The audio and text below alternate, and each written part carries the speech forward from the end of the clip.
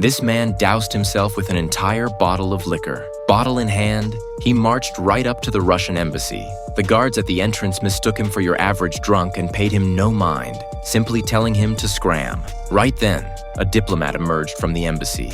Seeing this, the man immediately hopped in his car and chased after him. He rammed the diplomat's vehicle, forcing it to a stop. Cool as a cucumber, he got out, poured gasoline all over the diplomat's car, and then you'd think he was about to burn the diplomat alive, right? Nope, he strolled right into that fiery inferno himself. Seeing the diplomat unwilling to talk, the man shot him clean through the lung. Unable to bear the agony, the diplomat quickly spilled the assassin's name. His mission accomplished, the man finished off the diplomat. Then, hands raised in surrender, he exited the car. John was a high-ranking officer on the brink of retirement when a mission went south, earning him the ire of the Russians. One by one, his teammates fell victim to Russian assassins. John was the sole survivor. But these assassins weren't about to let John off the hook. Before long, they even cut the power to John's house and stormed in, unloading several rounds into the bed. In that bed lay John's heavily pregnant wife. A moment later, John came to his senses and crept upstairs in the dark. He took out a few men before engaging in close-quarters combat with one of the assassins. They traded shots, leaving John immobilized with 3 bullets in him.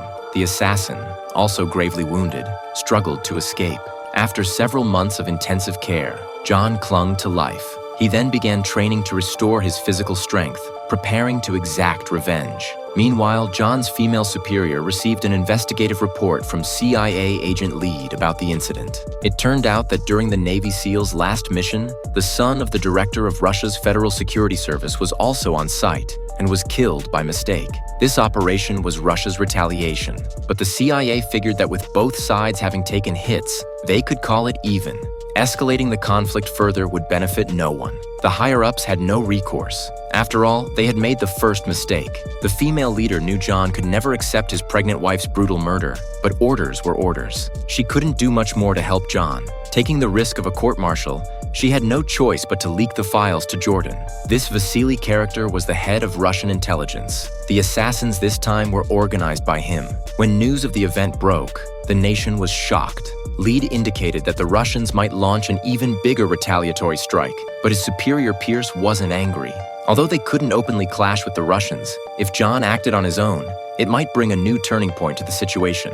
By this point, John had already been arrested and imprisoned. It's worth noting that this prison held only Russian inmates. Clearly, someone wanted John dead. Due to copyright issues, we can only bring you the movie up to this point. The film is titled Without Remorse.